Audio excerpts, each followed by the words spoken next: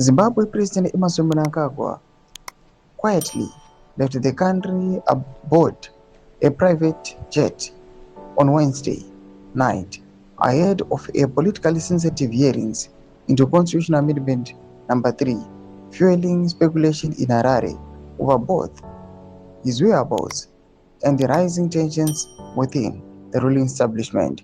Under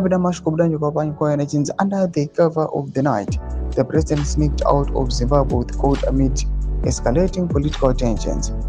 Mnangagwa's secret night flight out. Subscribe or like out on the bell or TV So she said Mnangagwa arrived at the airport unexpectedly in a private vehicle. He was not in the usual heavily scrutinized and loud presidential convoy that includes armed escort vehicles and police motorcycle outsiders.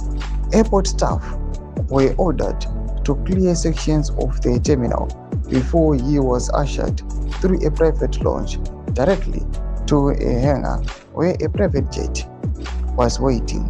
No official send-off ceremony was held, and state media, the Herald, Zimbabwe, and the Chronicles carried no coverage of the departure. Adding to the intrigue, sources said another private jet allegedly departed shortly after Mnangagwa's aircraft carrying gold and traveling in the same direction. Government officials, yet by Thursday morning, still not issued a formal statement on either the destination or purpose of the trip, an unusual departure from established state protocol under which senior ministers, military commanders, and security chiefs publicly see off the president during foreign travel. Doma developments are good upon point in a comment section made of any more people from subscribe or like on the bell.